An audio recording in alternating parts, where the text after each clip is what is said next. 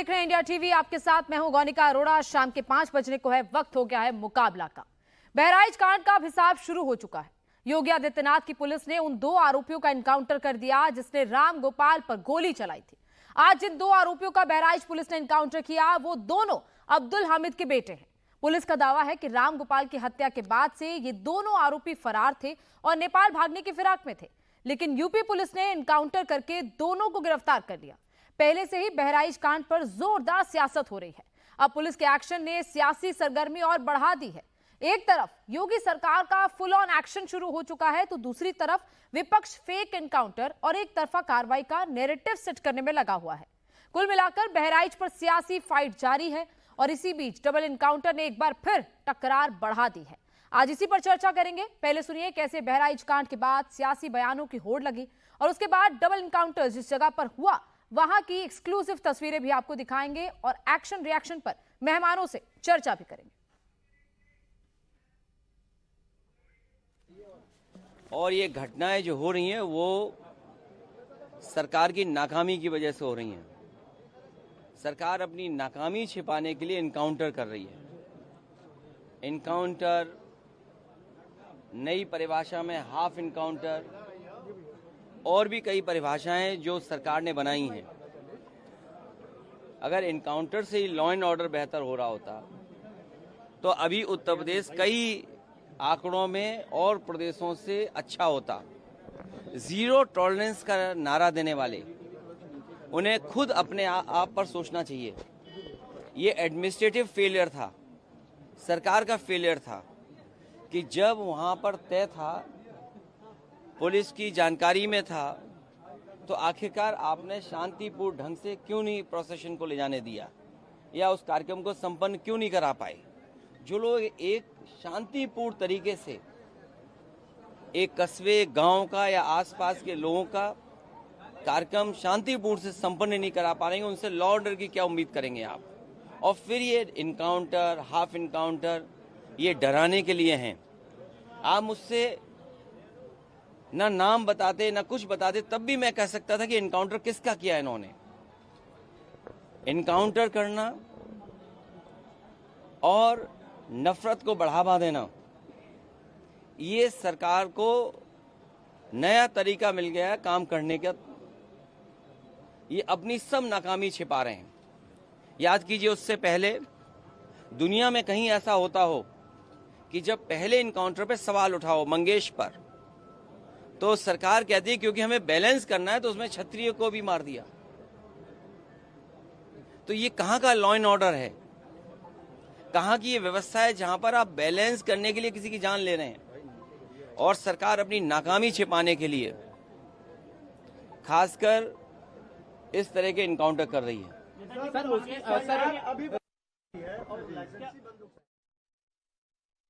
ये पहले से फर्जी इनकाउंटर करा रही है, चाहे वो मंगेश यादव का हो, अजीत प्रताप सिंह का हो, चाहे ये बहराइच, ये केवल और केवल अपने फेलियर को, अपनी कमियों को छिपाने के लिए किया। जो भी मैं कहता हूँ क्या कैसे उखड़े, पूरी सरकार फेल है। सरकार ने कोई इंतजाम नहीं किया और सरकार केवल और केवल दंगा कराना और फर्जी इनकाउंटर करा। पूरी तरीके से मैं समझता हूँ जितने भी इनकाउंटर सब फर्जी करा रही है और लोगों को सारी चीजों में फेल कर रहे हैं और अपनी चीजों को छिपाने के लिए ये फर्जी इनकाउंटर करा रही है सरकार। पुलिस के ऊपर कोई पुलिस पकड़ने जाएगी, अगर कोई पुलिस के ऊपर गोलियों की बौछार करेगा तो पुलिस जो है उसको जो है माला पहनाएगी या फूलों की वर्षा करेगी। पुलिस हमेशा उनको गिरफ्तार करने का, अपराधी प्रवृत्ति के लोगों को गिरफ्तार करने जाती है। अगर वो हरकत करते हैं तो पुलिस की तरफ से फायरिंग होती है। वो चाहे मरे, जिंदा या मुर्दा, उनको पकड़ना है। अपराध अगर करना है तो अंदर जमीन के अंदर रहना पड़ेगा या ऊपर जाना पड़ेगा या तो जेल में, और नहीं तो कायदे से जिस तरह कानून चल रहा 7.5 साल से, उसी तरह देश प्रदेश में व्यवस्था रहनी चाहिए। इस नाते मारी गई है कि उनको पकड़ करके और सबक सिखाया जाएगा। अभी तो गोलियां लगी है ना, और कुछ लगेगा। तो पक्ष विपक्ष के बयान आपने सुन लिए। मेहमान हमारे साथ चर्चा के लिए जुड़ चुके हैं। प्रेम शुक्ला बीजेपी प्रवक्ता हमारे साथ जुड़े हैं, विजय शंकर तिवारी प्रवक्ता वीएचपी हमारे साथ जुड़ चुके हैं। इसके अलावा अनुराग भदौरिया समाजवादी पार्टी से हमारे साथ जुड़ चुके हैं।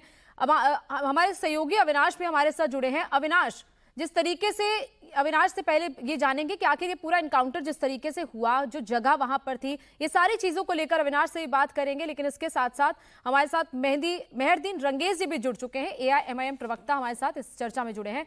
अविनाश, जिस तरीके से ये पूरा मामला हुआ है, अविनाश सब कुछ देर में हमारे साथ जुड़ेंगे, लेकिन प्रेम शुक्ला जी, आपने सुन लिया अखिलेश यादव को, अजय राय को, दोनों सवाल उठा रहे हैं, फर्जी एनकाउंटर कर रहे हैं, बैलेंस करने के लिए किया जा रहा है। क्या जरूरत पड़ती है एनकाउंटर की?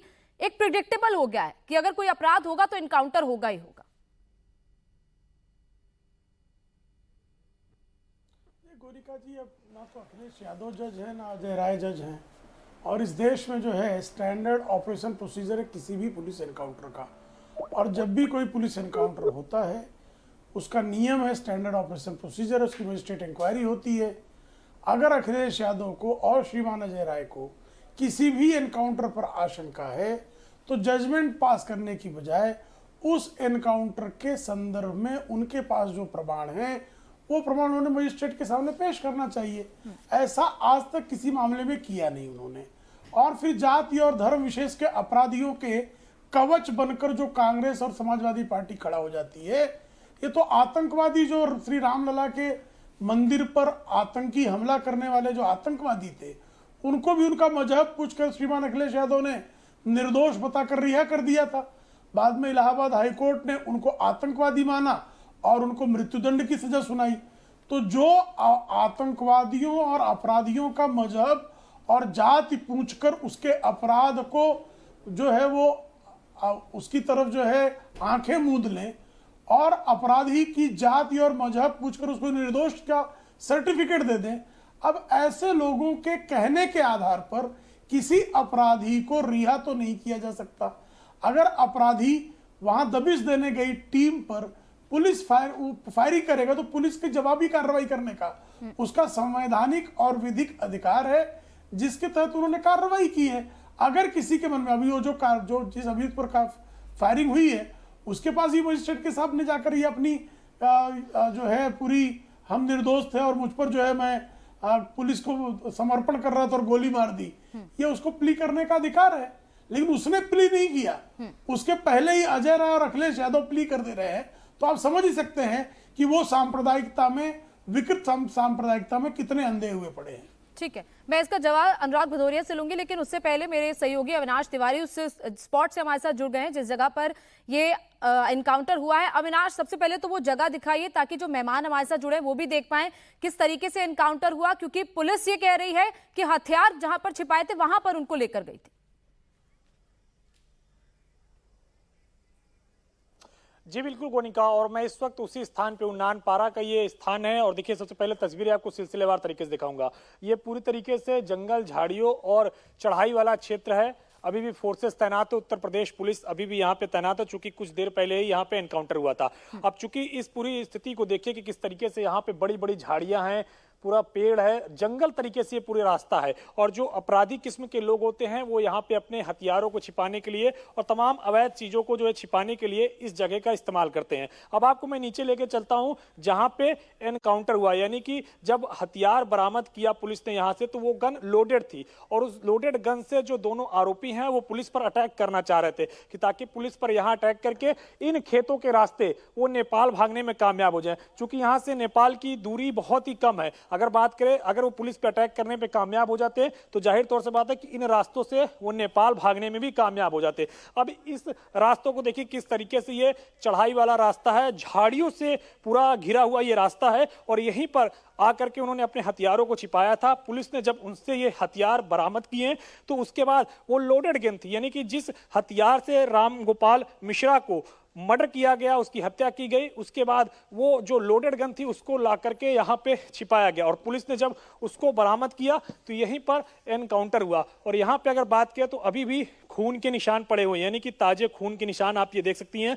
जब गोली पुलिस ने चलाई और पुलिस की तरफ से जब गोली मारी गई तो जो एक आरोपी है उसके लेफ्ट साइड में गोली लगी लेफ्ट पैर में, एक आरोपी के राइट पैर में गोली लगी और फिर यहीं पर दोनों गिर गए। यहीं पर गिरने के बाद पुलिस ने दोनों को दबोचा और फिर यहां से ले जाकर के नजदीकी अस्पताल में उनको पहले प्राथमिक उपचार दिलाया। उसके बाद बहराइच जिला अस्पताल लेकर के गई है जहां पे गोली निकालने का काम होगा। फिर उसके बाद आगे आरोपी को पुलिस अपनी कस्टडी में लेकर के न्यायालय ले जाएगी। फिर न्यायालय में जो तमाम सारे दस्तावेज हैं, साक्ष्य हैं, उसके खिलाफ ठीक है। मुकदमा उस तरीके से आगे चलेगा। लेकिन ये पूरा देखिए कि जी। किस तरीके से झाड़ियों वाला ये स्थान है, जंगल का स्थान है पूरा, और जो नेपाल से भारत आते हैं क्राइम के उद्देश्य से या भारत से नेपाल जाते हैं क्राइम के उद्देश्य से, उनके लिए ये काफी सेफ गार्ड माना जाता है। ठीक है अविनाश, हर और तरीके बार बार से। ये कहा और भी इसी जा रहा है जगह कि के नेपाल इस्तेमाल भागने की वो अब्दुल फिराक हमीद में के थे। दोनों बहुत बहुत बेटे शुक्रिया उनके अपने अविनाश, हथियारों को हमें पूरी जानकारी देने के लिए। मैं अनुराग भदौरिया जब आपके पास आना चाहूंगी, एमएच खान राजनीतिक विश्लेषक भी हमारे साथ जुड़ गए हैं। लेकिन अनुराग जी, सबसे पहले आपने वो स्पॉट भी देख लिया जहां से हमारे रिपोर्टर दिखा रहे हैं कि नेपाल भागने की फिराक में वो लोग थे, लेकिन प्रेम शुक्ला जैसे कह रहे हैं कि अखिलेश यादव कोई जज तो है नहीं,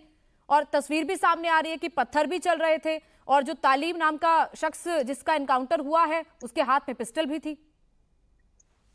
देखिए, आपको क्रोनोलॉजी समझने की जरूरत है, और हमें लगता है कि सभी को, उत्तर प्रदेश और देश के लोगों को समझना चाहिए। अभी उन्होंने शुरुआत की रामलला जी की, प्रभु रामलला का आशीर्वाद तो समाजवादी पार्टी को मिला है, ये भूल जाते हैं बार बार, क्योंकि हम जनता के साथ खड़े होते हैं, सच बोलते हैं और सच की लड़ाई लड़ते हैं और जनता के हक की लड़ाई लड़ते हैं। हम जाति धर्म के नाम की राजनीति नहीं करते जो ये करना चाहते हैं। तुरंत प्रभु रामलला को लेकर, प्रभु रामलला का आशीर्वाद हमें है, अयोध्या जिताया ना प्रभु ने। दूसरी बात, आप सोचिए कि बहराइच में दंगा क्यों हुआ। शुरुआत तो दंगे से हुई ना। यही लोग कहते थे ना कि हमारे राज्य में दंगा नहीं हो रहा है। अरे वहां पे ऐसी स्थिति पैदा कैसे हुई? पुलिस प्रशासन क्या कर रहा था जब वहां पे जुलूस निकला?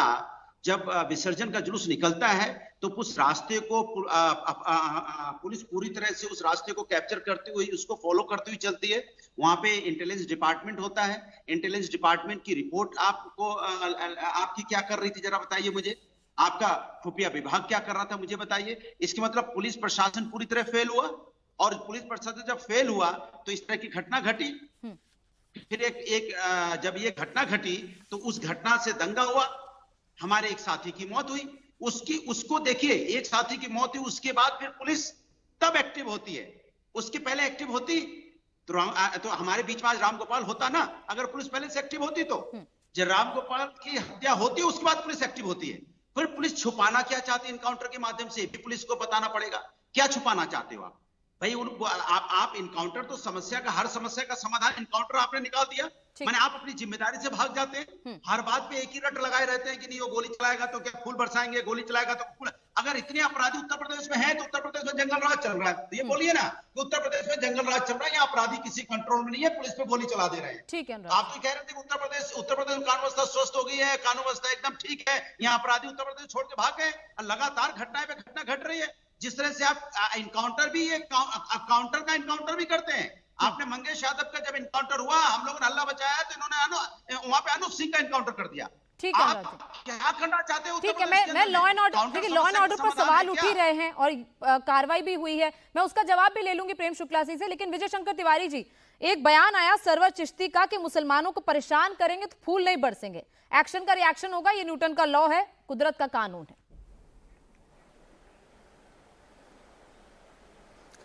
नहीं, वो तो न्यूटन का जो लॉ है वो तो सामने आ रहा है। अब देखो, एक बात ध्यान करिए, पिछले 4 साल से जितने भी हमारी यात्राएं हो रही हैं, रामनवमी की, हनुमान जयंती की, दुर्गाष्टमी की, इस प्रकार की जितनी यात्राएं हो रही हैं उनमें लगातार पत्थरबाजी हो रही है, बोतलें फेंकी जा रही हैं और यहाँ तक कि हत्याएं भी हो रही हैं।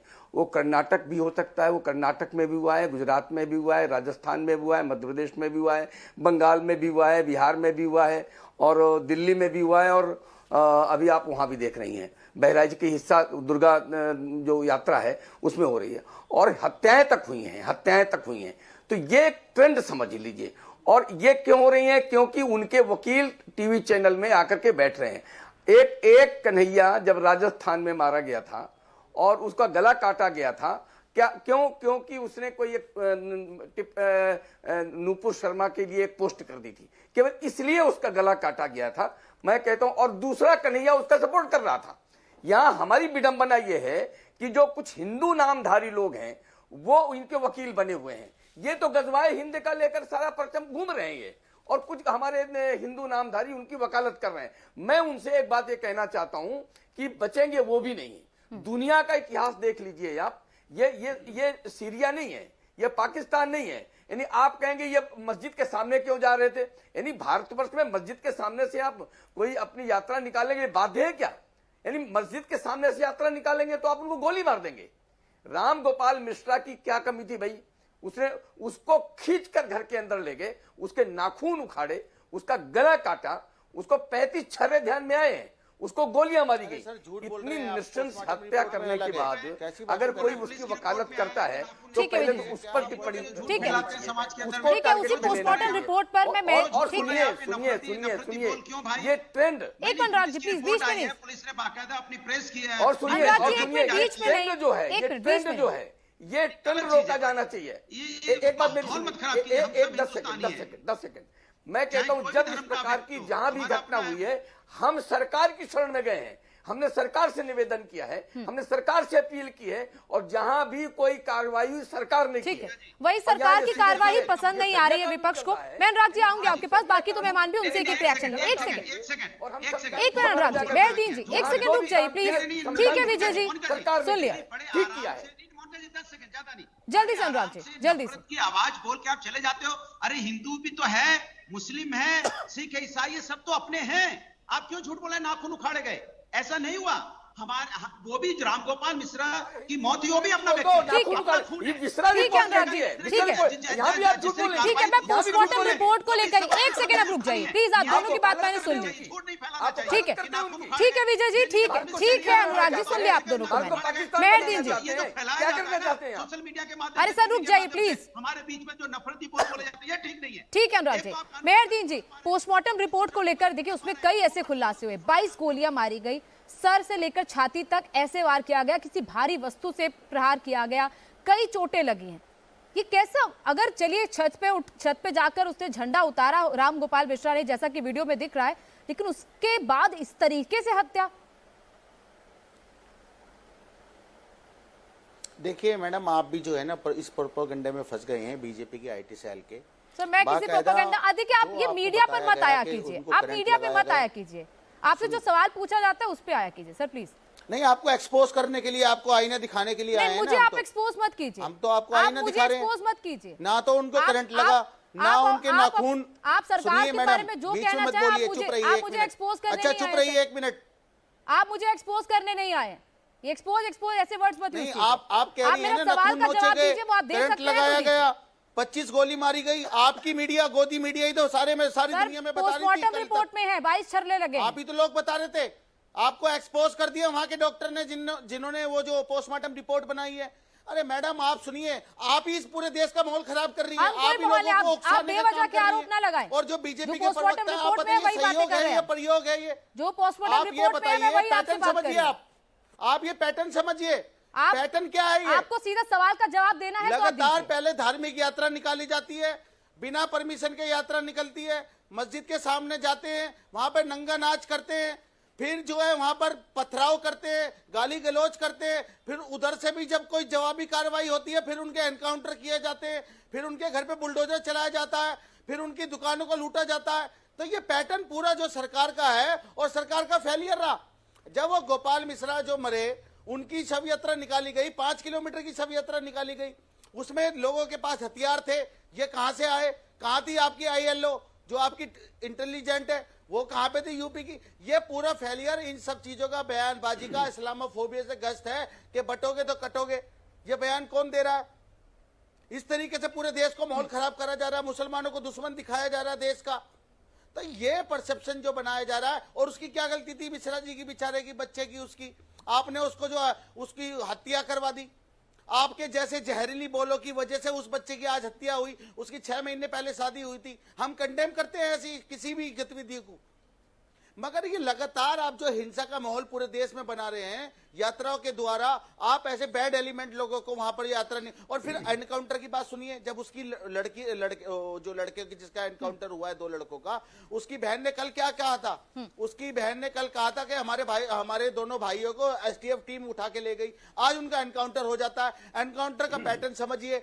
एनकाउंटर में जब उनके पास पुलिस के पास जब वो व्यक्ति होते हैं, उनकी जांच होती है, उनके पास कोई हथियार नहीं होते, फिर उनको लोकेशन पे ले जाया जाता है, फिर उस लोकेशन पे जाकर जो है उनके पास कहां से हथियार आ जाते हैं जो वो पुलिस पे चला देते हैं। ठीक है, मैं एमएच खान जी से जवाब, ठीक है, सरकार लगातार मुसलमानों को टारगेट करने का काम कर रही है। ठीक है एमएच खान जी, जैसे मेहरदीन जी कह रहे हैं कि मुसलमानों को टारगेट किया जा रहा है, प्रेम शुक्ला जी कह रहे हैं कि एक एसओपी रहती है पुलिस की कि अगर आरोपी भागने की कोशिश करता है, पुलिस पर फायरिंग करता है तो बैकफायर पुलिस करती है, एनकाउंटर्स तो होते हैं, ये एसओपी प्रोसीजर है। प्रेम शुक्ला जी कह रहे हैं।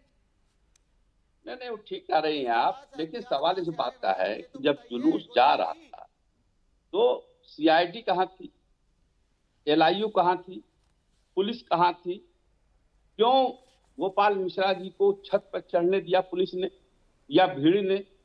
तो अगर उसकी हत्या हुई है तो ये गलत हुआ है, ये नहीं होना चाहिए। अगर एक झंडा उतारने के ऊपर कोई गोली चला रहा है तो वो गलत है, मैं इसके कंडेम करता हूँ, अच्छा नहीं। लेकिन पुलिस कहाँ? पुलिस पर सवाल उठता है, प्रशासन पर सवाल उठता है। कटोगे तो मरोगे, बटोगे तो मरोगे, ये दोनों शब्द उल्टा सीधा करके आप मिला रही हैं, लोग मिला रहे हैं, आपको नहीं कह रहा हूं मैं।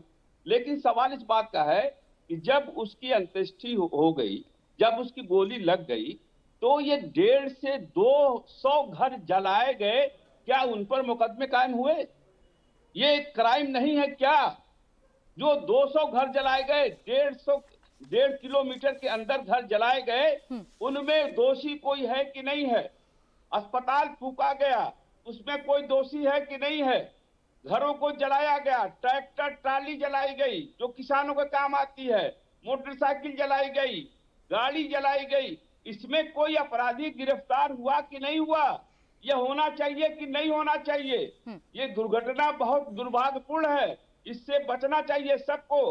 हिंदू मुसलमान एकता बनाए रखना चाहिए। और ये जो घटना घटी है, मैं घटना की निंदा करता हूँ, लेकिन इस पे भी सवाल उठाता हूँ मैं कि जो 150 से 200 घर जला दिए गए, जो लोगों के कत्लेआम हुआ, लाठी डंडा लेके लोग घूमने लगे, मारने लगे, काटने लगे, पुलिस कहाँ थी भाई? तब पुलिस कहाँ थी?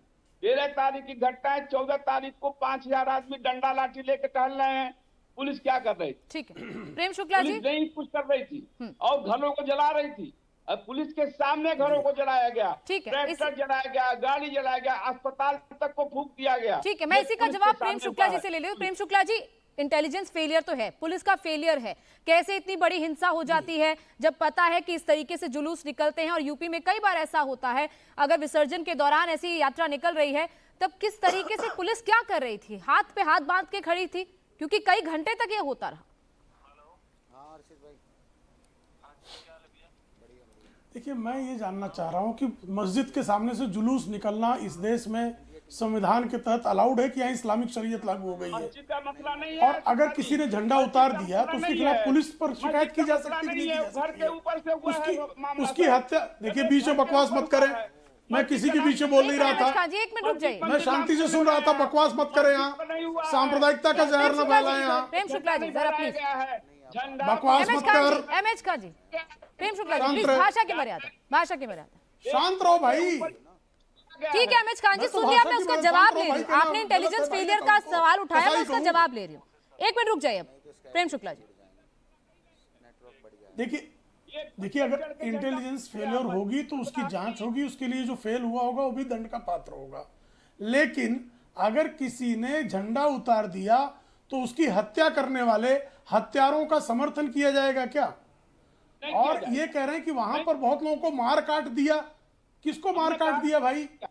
जरा सूची बताइए, जरा खान साहब बताइए कि वहां कितने लोगों को मारा गया, कितनों को काटा गया? राम गोपाल मिश्रा की हत्या के विरोध में हुए प्रदर्शन में कितने लोग मारे काटे गए, जरा सूची बताइए। एक व्यक्ति मारा काटा नहीं गया है। अगर किसी ने वहां पर दंगे में किसी आगजनी की है, पुलिस ने कोई एफआईआर नहीं लिया है, आप कंफर्म है इस बात पे? आप कैसे भाई जो है फिर बीच में चिल्ला रहे आदमी? कोनिका जी जरा इनको शांत एमएच खान जी बीच बीच में नहीं, देखिए एक एक करके बोलेंगे तभी आवाज आएगी, वरना आवाज कटेगी, कोई फायदा नहीं है। आपकी आवाज पहुंच ही नहीं रही है, आप बीच बीच में ना बहस हो सकती है। काहे चिल्ला रहे बाबू? तब मैंने बोला काहे चिल्ला रहे? कोई आवश्यकता नहीं चिल्लाने की, बहुत शांति से बहस हो सकती है। प्रेम शुक्ला जी जल्दी से बात पूरी कीजिए, ब्रेक लेना। बहुत शांति से अच्छे से बात हो सकती है मित्र। नहीं, उनको शांत करा, मैं तो अपनी बात रख ही रहा हूं। अगर किसी का घर जलाया गया है, किसी की ट्रैक्टर ट्रॉली जलाई गई है, उस पर एफआईआर नहीं हुआ, ऐसा कहना इनका, और उस पर कार्रवाई नहीं हो रही है, ये कन्फर्म है। ये दोनों जो हमारे प्रवक्ता बैठे हुए हैं, जो एक एमआईएम के हैं और एक जो है राजनीतिक विश्लेषक होने के बाद भी सांप्रदायिकता फैलाने का काम इंडिया टीवी पे कर रहे हैं, ये विश्वासपूर्वक बता दें, मैं एफआईआर की प्रतियां भेजूंगा इनको। कहीं भी कोई भी घटना होती है उसकी एफआईआर होती है, और अगर किसी ने झंडा उतारा तो उसकी हत्या को जायज नहीं ठहराया जा सकता, और जिसने हत्या की है उसको दंड मिलेगा। अब पुलिस उस पर दबिश न डाले, और दबिश पे अगर वो गोली चलाए तो उस पर फूल बरसाए, क्योंकि उसकी जात विशेष का है या धर्म विशेष का है। ठीक ये है, धर्म विशेष, जात विशेष देकर किसी भी अपराधी को कवच नहीं प्रदान किया जा सकता। अनुराग जी देखिए, गोली तो चली है, ये तो फैक्ट है, और गोलियां चली हैं, और तस्वीर भी सामने आई है जिसमें जो तालीम नाम का शख्स है वो गोली चलाते हुए दिख भी रहा है। और प्रेम शुक्ला जी कह रहे हैं कि देखिए फूल तो नहीं बरसेंगे, कोई अपराधी होगा तो इनकाउंटर तो होगा। तो वही तो मैं कह रहा था, जैसे अभी एक सवाल उठा कि मोटरसाइकिल जलाए गए, ट्रैक्टर जलाया गया, घर जलाया गया, क्या रिकवरी नोटिस दी गई है? क्या उनसे रिकवरी होगी? बताइए आप, कोई चिट्ठी है तो दिखाइए। क्या आपने उनके जिन्होंने घर जलाए, ट्रैक्टर जलाए, मोटरसाइकिल जलाई, उससे रिकवरी की नोटिस आपने लगा दी है, जैसे आप लगाया करते हैं जनरली? लगाई है आपने? या आपने अरेस्ट करके उनके ऊपर में, भाई ऐसे अगर कोई दूसरा घर जलाता तब वहां भी तो आप इनकाउंटर की सोचने लगते थे ना। यहां नहीं सोच रहे हैं आप क्या कि कोई किसी का घर जला देगा, कोई किसी की मोटरसाइकिल जला देगा, कोई दंगा करने लगेगा, समाज का माहौल खराब करने लगेगा, और हम कुछ नहीं बोलेंगे? यही मैं कहना चाहता हूं। जो उत्तर प्रदेश की सरकार है, ये चुनाव जैसे अब इनको लगता है चुनाव आता है, समाज के अंदर में ये धर्म की राजनीति को बढ़ावा देते हैं।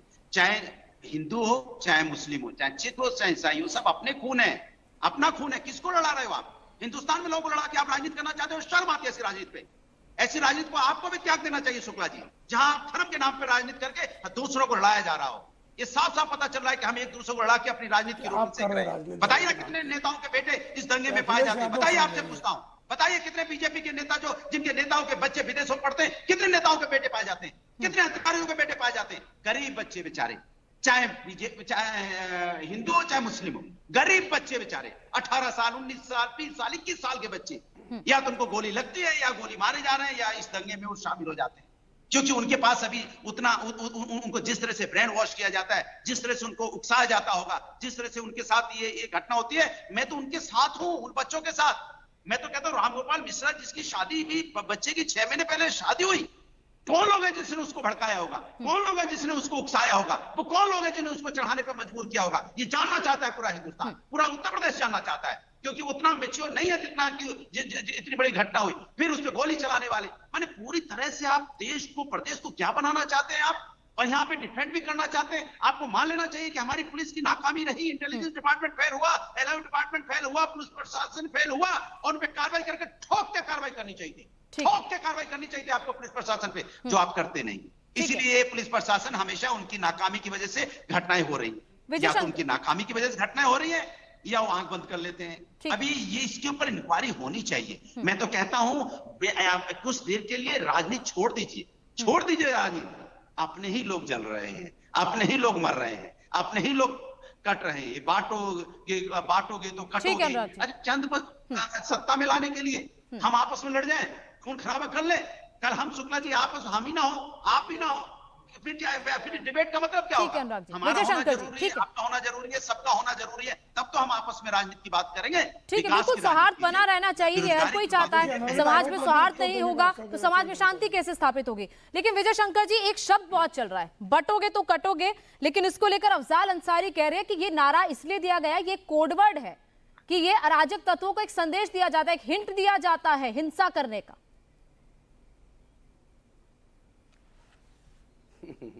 देखो, बटोगे तो कटोगे तो इतिहास है, और इतिहास को आप नकार नहीं सकते हैं। और पिछले सैकड़ों साल का इतिहास देख लीजिए, जब भी आप बटे हैं तो आप कटे हैं, देश भी कटा है। तो अभी जो बात अपने लोगों की बात कर रहे थे, हमारे भदौरिया जी कर रहे थे, तो मुझे पता है कि अपने लोग आपके कौन से हैं। आप कन्हैया जिसका गला काटा गया वो आपका अपना नहीं था, क्योंकि आप उसके साथ नहीं खड़े थे, आप तो उसके साथ खड़े थे जिसने गला काटा गया। कमलेश कुमार के जब गला काटे वो आपका अपना नहीं था, आप उनके साथ खड़े थे जिसने गला काटा था। आज भी आप राम गोपाल मिश्रा के साथ नहीं खड़े, आप उनके साथ खड़े हैं जिनके लिए पुलिस आज उनकी वकालत कर रहे हैं, आज उनकी वकालत कर रहे हैं। और प्लीज बीच में नहीं, मैं आपसे बार-बार कह रही हूं, प्लीज। दुर्भाग्य इस बात का नहीं है मैं देखो ऐसा है भदौरिया जी, हम लोग बिल्कुल स्पष्ट हैं, जागरूक हिंदू समाज, उनको पता है जो हमारे 2 इस्लामिक प्रवक्ता बैठे हुए हैं, इनके लिए गैर इस्लामिक लोग काफिर हैं और काफिरों को इस्लाम में लाना इनका धर्म है, इनका पवित्र धर्म है और वो काम कर रहे हैं। वो मस्जिदों के सामने निकलते हुए गोलियां चलाएंगे, उनके धर्म का मामला है वो भाई, उसमें कोई दिक्कत की बात नहीं है। वो हमारे सीधे सीधे कहां नहीं कर रहे हैं, ऑस्ट्रेलिया में कर रहे हैं, फ्रांस में कर रहे हैं, पाकिस्तान में कर रहे हैं, बांग्लादेश में कर रहे हैं, कहां नहीं कर रहे हैं, ये सब जगह कर रहे हैं, भारत में कर रहे हैं। दुर्भाग्य इस बात का है भदौरिया जी कि हमारे अपने भदौरिया जी वो भी उनकी भाषा बोल रहे हैं। ऐसे कई लोग हैं जो उनकी भाषा बोल रहे हैं, इससे हिंदू समाज को भ्रम होता है और ये भ्रम फैलाना आपको बंद करना चाहिए। और सुनिए भदौरिया, सुनिए, हमारे सामने जब कोई संकट आता है तो हम संविधान की शरण में जाते हैं, हम जुलूस निकालते हैं, हम सरकार के सामने अपील करते हैं, निवेदन करते हैं, सरकार कार्रवाई करती है। यहाँ तो सीधे डायरेक्ट एक्शन करवाते हैं आप, और जो डायरेक्ट एक्शन करते हैं उनके साथ आप खड़े होते हैं, ये दुर्भाग्य की बात है। करेंगे महंगाई की, करेंगे भाई, यही नफरत है हिंदुओं को। अनुराग जी प्लीज एक एक करके सर, एक एक करके बोले, ऐसे नहीं समझ में आएगा, ऐसे नहीं समझ में आएगा। चिड़ियाघर नहीं है, डिबेट हो रही है, प्लीज। अभी तक राम मंदिर को आप बाबरी मस्जिद कहते हैं, ये नफरत नहीं तो क्या है? ठीक है विजय शंकर जी, ये प्यार की बात करते हैं आप। ठीक है मेहरदीन जी, आप शिव मंदिर को बपाला कहते हैं, ये नफरत नहीं है, ये क्या है? ठीक है मैं सुन लिया आपकी बात। मेहरदीन जी, गिरिराज सिंह कह रहे हैं कि मतलब जो हिंदुओं को कहा जा रहा है कि अगर हम एक नहीं हुए तो बांग्लादेश की तरह काटे जाएंगे, पाकिस्तान की तरह भगाए जाएंगे, क्या कहेंगे सर इस बयान पर? और प्रेम शुक्ला भी ये कह रहे हैं कि अगर निकलती है कोई यात्रा तो हर यात्रा पर क्यों अटैक होता है? देखिए मैडम, अगर आप इनसे पूछने लगे कि बांग्लादेश में कितने हिंदू भाई कटे हैं तो ये डाटा नहीं बता पाएंगे। और आपने जो वहाँ की हसीना थी, जो वहाँ की पहले की वहाँ की प्रधानमंत्री थी, उसको आप अपने देश में बिठा कर बैठे। मैं बीजेपी का डबल स्टैंडर्ड आपको बताना चाहता हूँ। अगर कोई ऐसी हिंसा होती है और उसमें अगर कोई मुसलमान मर जाता है तो उसको कुछ भी मुआवजा सरकार नहीं देती। ये क्या हो रहा है? अभी गोपाल मिश्रा मरा, उसको क्या क्या दे रही है सरकार? उसको 10 लाख रुपए की मदद करी, उसके परिवार को सरकारी नौकरी दी जा रही है, पीएम आवास दिया जा रहा है, आयुष्मान कार्ड दिया जा रहा है। और जो इतने मुसलमानों को मकान तोड़ दिए गए, इतने घर जला दिए गए, हॉस्पिटल जला दिया गया, उनका कौन देगा मुआवजा? ये सरकार दिखाना चाहती है किसी भी तरीके से कि हम 80-20 की बात करते हैं और वो बोलते हैं कपड़ों से पहचानने की बात करते हैं, मंदिर और मस्जिद की बात करते हैं। तो इनका तो एक पैटर्न है कि इन्हें क्या करना है, लोगों को लड़ाना है और अपनी जो नफरत की राजनीति है उसकी फसल काटनी है चुनाव में। तो ये तो चाहते हैं कि इस देश में कहीं पर, आप समझिए मैडम, 2002 जैसे गुजरात मॉडल था वो आज पूरे देश में चल रहा है। इससे पहले भी बरसों से धार्मिक यात्रा निकाली गई, 2014 से पहले कहीं दंगा नहीं होता था, कहीं पत्थर नहीं चलते थे, कश्मीर में चलते थे सिर्फ, आज पूरे देश में चल रहे हैं पत्थर। पैटर्न जो है ये सरकार का, ये सरकार लगातार ऐसे दंगों से अपनी फसल और ऐसे लोगों को टूल किट में फंसाती है जो नादान हैं, बच्चे हैं, उनको धर्म का ऐसा अफीम और चरस गांजा छटा देती है कि वो इतने उकसा जाते हैं कि वो हिंसा पे उतारू हो जाते हैं। हम हिंसा का कंडेम करते हैं, हम लगातार कह रहे हैं कि गोपाल मिश्रा के परिवार को इंसाफ मिलना चाहिए, मगर जब उसके परिवार वालों का जो एक पैटर्न है जो हम समझ रहे हैं यूपी पुलिस में, जहां जहां भाजपा की सरकार है, जितने एनकाउंटर होते हैं सबकी एक ही जैसी है, ले जाएंगे, लोकेशन पे ले जाएंगे। मैडम ये समझना पड़ेगा। और आप भी कह रही थी अभी के नाम ने नखून नोचे गए, सारी कल मीडिया पे सारे में चल रहा था, नखून नोच लिए गए, 35 गोली मार दी गई, उसको करंट लगाया गया, तब की ये झूठ है। तो करंट वाली बात मैडम आपको भी माफी मांगनी चाहिए। ठीक है, मैंने कोई नाखून वाली बात नहीं, मैंने 22 छर्रे वाली बात, उसके लिए हम माफी चाहते हैं। ठीक है मेहरदीन जी। एमएच खान जी, जिस तरीके से बार एक सेकंड प्लीज, आपके चैनल पे कल भी चलिए, मैं आपसे डायरेक्ट बार-बार डिबेट नहीं, मैं आपसे बार-बार बहस नहीं कर सकती, प्लीज बंद कर देंगे मैडम, प्लीज एक मिनट। एमएच खान जी, क्या आपको भी ये लग रहा है कि कुछ चुनाव नजदीक आ रहे हैं, 10 सीटों पर उपचुनाव होने वाले हैं, इसलिए ऐसा माहौल बनाया जा रहा है जैसा अनुराग भदौरिया जी कह रहे हैं, और बार-बार यही सवाल उठ रहे हैं कि हर बार यात्रा पर अटैक क्यों? नहीं देखिए मैडम, मैं तो सबसे पहले बात ये करता हूँ कि देखिए शुक्ला जी, आदरणीय शुक्ला जी हमारे बहुत अच्छे दोस्त हैं, उन्होंने मस्जिद का नाम लिया। मस्जिद वहां कहाँ थी? वो तो आदमी चढ़ा था, किसी के घर पे न चढ़ा था। मस्जिद पर तो झंडा लगाया नहीं गया, मंदिर पर झंडा तो लगाया नहीं गया। तो ये गलत बयानी नहीं होना चाहिए नेशनल चैनल पर। इतने बड़े सीनियर प्रवक्ता करके मस्जिद की बात कर रहे हैं, और उसके घर पे चढ़ाया गया तो किसने चढ़ाया, ये भी देखिए आप। सीआईडी इंटेलिजेंस फेल्योर थी कि नहीं थी, ये भी देखिए आप। हम उस घटना की घोर निंदा करते हैं। अभी ये हिंदू महापरिषद के बांग्लादेश और कहां चले गए। अरे भाई, हम हिंदुस्तानी हैं, हम सारे हिंदू मुस्लिम सिख ईसाई आपस में सब भाई भाई हैं। हम नफरत नहीं फैलाना चाहते हैं। हम हर चीज को कंडम करेंगे जो गलत होगा। ये गलत हुआ कि उस बच्चे को ऊपर चढ़ाया गया और झंडा उतरवाया गया, अब उन लोगों ने गोली मारी, ये भी गलत हुआ। ठीक है। और आज जो मैं सवाल उठा रहा हूँ, इस सवाल पे कोई जवाब नहीं आ रहा है कि जो 200 से 250 मकान जला दिए गए, अस्पताल फूंक दिया गया, उस पे कार्रवाई क्यों नहीं प्रेम हुई? शुक्ला जवाब दे रहे थे, उन्होंने कहा था कि इस पर कार्रवाई हुई है। लगातार बार-बार सवाल उठ रहे हैं कि एनकाउंटर फर्जी है, लेकिन उसका जवाब बीजेपी की तरफ से यही दिया जा रहा है कि ये एनकाउंटर एसओपी के तहत हुआ है। मेरे पास वक्त इतना ही था। आप सबका बहुत बहुत शुक्रिया हमारे साथ चर्चा में जुड़ने के लिए।